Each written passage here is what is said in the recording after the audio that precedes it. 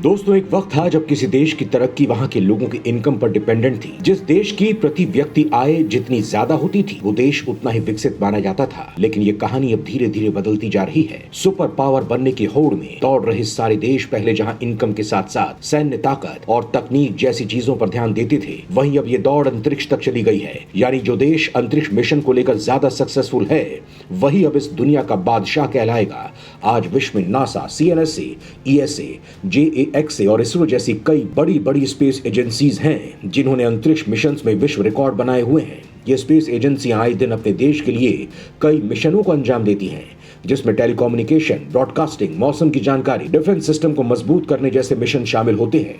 इसके साथ ही वे स्पेस एजेंसियां अपनी तकनीक के जरिए करोड़ों रुपयों की कमाई भी करती है। लगातार बढ़ते स्पेस मिशन के साथ साथ स्पेस सेक्टर बाजार में बदलता जा रहा है, जिसमें दूसरे देशों के उपग्रहों को भेजना या आमजन को अंतरिक्ष की सैर कराना शामिल है। नासा जैसी स्पेस एजेंसी ने स्पेस टूरिज्म के दरवाजे खोल दिए हैं। वहीं भारत की स्पेस एजेंसी इसरो ने उपग्रह लॉन्च के मामले में जो महारत हासिल की है, वो किसी दूसरी स्पेस एजेंसी ने नहीं की है। इसरो नासा जैसी दुनिया की सबसे ताकतवर स्पेस एजेंसी के उपग्रह भी लॉन्च करती है। इसरो का यह काम जहां उसकी काबिलियत दिखाती है, वहीं इस काम के बदले वो करोड़ों रुपए अपने खजाने में भरता है। तो चलिए दोस्तों, इस वीडियो के जरिए जानते हैं कि इसरो दूसरे देशों के उपग्रह लॉन्चिंग के जरिए कितनी कमाई भारत को देता है और यहाँ की सरकार के साथ साथ खुद का भी खजाना भरता है। दोस्तों, इसरो का काम, कामयाबी और कमाई जानने से पहले थोड़ा इसके इतिहास के बारे में भी जान लेते हैं। आज से 61 साल पहले यानी 1960 में इसरो पहले भारतीय राष्ट्रीय अंतरिक्ष अनुसंधान समिति यानी INCOSPA इनकॉस्पा के रूप में जाना जाता है। इसरो का हेड ऑफिस बेंगलुरु में है।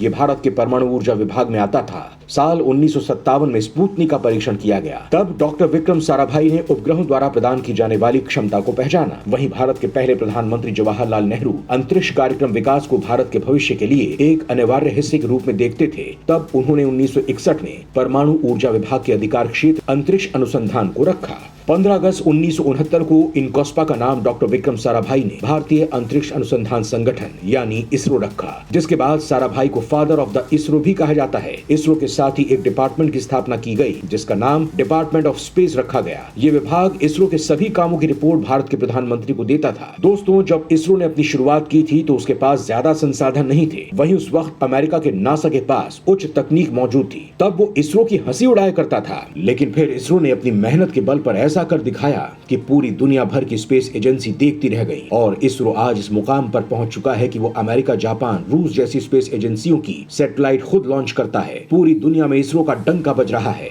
इसके जरिए वो करोड़ों रुपए अपनी जेब में भरता है। दोस्तों, साल 1975 इसरो ने अपना पहला सैटेलाइट आर्यभट्ट को लॉन्च किया था। तब इसने इस काम में रूस की मदद ली थी। लेकिन इसके बाद इसरो ने अपने खुद के बल पर सैटेलाइट की लॉन्चिंग की शुरुआत। इतना ही नहीं, इसरो दूसरे देशों के बजाय सस्ते में ही सैटेलाइट की लॉन्चिंग करने में माहिर है। उसकी इसी खूबी को देखते हुए दुनिया के बाकी देश भी इसरो से सैटेलाइट की लॉन्चिंग कराते हैं, क्योंकि बाकी देश जब किसी दूसरे देश की सैटेलाइट लॉन्च करते हैं तो काफी ज्यादा पैसा लेते हैं। वहीं इसरो उन्हीं सैटेलाइट्स की लॉन्चिंग बहुत ही सस्ते दामों पर करती है। यही कारण है कि सभी देशों की इसरो के पास लाइन लगी रहती है। भारतीय अंतरिक्ष अनुसंधान संस्थान 15 फरवरी 2017 को एक साथ 104 सैटेलाइट अंतरिक्ष में भेजे थे। इनमें 104 उपग्रहों में अमेरिका के 96 उपग्रह शामिल थे। इसे आंध्र प्रदेश के श्रीहरिकोटा के सतीश धवन अंतरिक्ष केंद्र से लॉन्च किया गया था। इससे पहले एक साथ इतने सैटेलाइट कभी नहीं छोड़े गए थे। हालांकि इससे पहले का रिकॉर्ड रूस के पास था, जिसने साल 2014 में एक साथ 37 सैटेलाइट्स अंतरिक्ष में भेजे थे। इस सफल प्रक्षेपण में भारत के 3 सैटेलाइट भी शामिल थे, जबकि इनमें अमेरिका के अलावा इजराइल, हॉलैंड, UAE, स्विट्जरलैंड और कजाकिस्तान के भी सैटेलाइट शामिल थे। इन सैटेलाइट्स की लॉन्चिंग के बदले इसरो अच्छी खासी कमाई भी करता है। इसरो सैटेलाइट की launching polar satellite launch vehicle यानी PSLV और जियो सिंक्रोनस सैटेलाइट लॉन्च व्हीकल यानी GSLV के जरिए करता है। इन दोनों को भारतीय अंतरिक्ष अनुसंधान संगठन या इसरो ने तैयार किया है। इसका इस्तेमाल अंतरिक्ष की कक्षा में सैटेलाइट्स को स्थापित करने के लिए होता है। PSLV पुराना सिस्टम है, जबकि GSLV नया सिस्टम है। PSLV को धरती के ऑब्जर्वेशन या रिमोट सेंसिंग सैटेलाइटों को धरती से 600 से 900 किलोमीटर की ऊंचाई पर स्थापित करने के लिए डिजाइन किया गया है। इसके जरिए 2000 किलोग्राम तक की सैटेलाइट स्थापित की जा सकती है। ये सैटेलाइट को समकालिक सूरज की सर्कुलर ध्रुवीय कक्षा यानी SSCPO तक पहुंचाने में सक्षम है। SSCPO के अलावा PSLV का इस्तेमाल 1400 किलोग्राम वजन वाली सैटेलाइटों को जियो सिंक्रोनस ट्रांसफर ऑर्बिट में पहुंचाने का काम है। वहीं इसरो ने GSLV को मुख्य तौर पर कम्युनिकेशन सैटेलाइट्स लॉन्च करने के लिए डिजाइन किया है।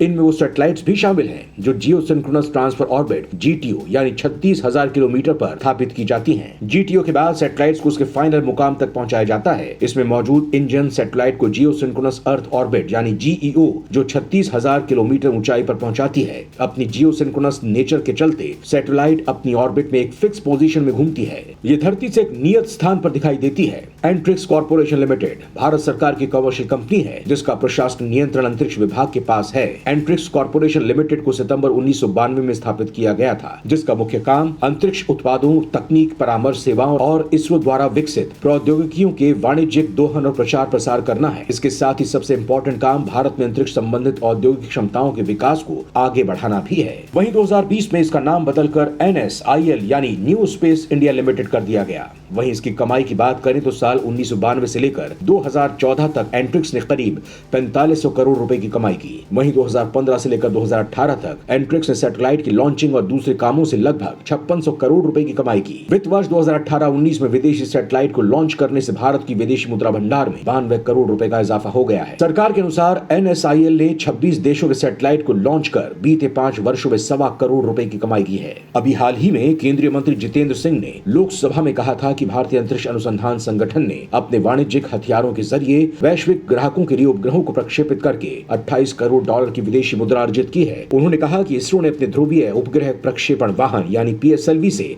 34 देशों के 345 विदेशी उपग्रहों को सफलतापूर्वक लॉन्च किया है। केंद्रीय मंत्री ने यह भी बताया कि विदेशी उपग्रहों के प्रक्षेपण के माध्यम से अर्जित कुल विदेशी राजस्व करीब 56 मिलियन अमेरिकी डॉलर है। अभी हाल ही में PSLV मिशन के तहत 30 जून को इसरो ने सिंगापुर के 3 उपग्रहों DSEO, न्यू SAR और SGOOB-1 को सफलतापूर्वक कक्षा में स्थापित किया। इसके साथ ही साल 2021 से लेकर 2023 तक सैटेलाइट लॉन्चिंग के लिए 4 देशों से करार किया गया है, जिससे भारत को लगभग 13 मिलियन यूरो की कमाई होगी। इसके अलावा इसरो टेलीकम्युनिकेशन, ब्रॉडकास्टिंग, ट्रांसपॉन्डिंग सर्विस देने पर भी अच्छी कमाई करता है। यही कारण है कि भारत सरकार इसरो के बजट में लगातार बढ़ोतरी करती जा रही है। स्पेस सेक्टर में हो रहे विकास को तेज करने के लिए वो इसमें निवेश कर रही है। इस बार 2022-23 के बजट में अंतरिक्ष विभाग के लिए 13,700 करोड़ रुपए का बजट आवंटित किया गया है। पिछले साल के 12,642 करोड़ रुपए के मुकाबले इस साल आवंटन में 1,058 करोड़ रुपए की बढ़ोतरी की गई है। इस आवंटन का बड़ा हिस्सा अंतरिक्ष तकनीक के तहत उपलब्ध कराया गया है, जिसके अंतर्गत इसरो के अधिकांश केंद्र आते हैं। दोस्तों, आपको ये भी बता दूं कि पिछले कुछ सालों में इसरो की पहचान दुनिया में सबसे सस्ते लॉन्च करने वाले संगठन के तौर पर हुई है। इस वजह से अमेरिका, ब्रिटेन और कनाडा जैसे देश भी लॉन्चिंग के लिए इसरो से संपर्क करते हैं। इसके अलावा इसरो के सैटेलाइट बाढ़, मृदा अपरदन, जंगल, कृषि, हरियाली आदि की सटीक मैपिंग करते हैं। इसके साथ ही इसरो के सैटेलाइट देश की सुरक्षा में भी महत्वपूर्ण भूमिका निभाते हैं। इसरो अब अपने आने वाले समय में गगनयान मिशन को अंजाम देगा, जिसमें 3 लोग बैठकर स्पेस में जाएंगे। दूसरा है निसार, जो 2023 में लॉन्च किया जाएगा, जिसका उद्देश्य उन्नत रडार इमेजिंग का उपयोग करके भूमि की सतह में परिवर्तन का वैश्विक माप करना है, जिसे इसरो और नासा मिलकर पूरा करेंगे। तीसरा है शुक्रयान-1। इस मिशन के तहत शुक्र ग्रह का अध्ययन किया जाएगा।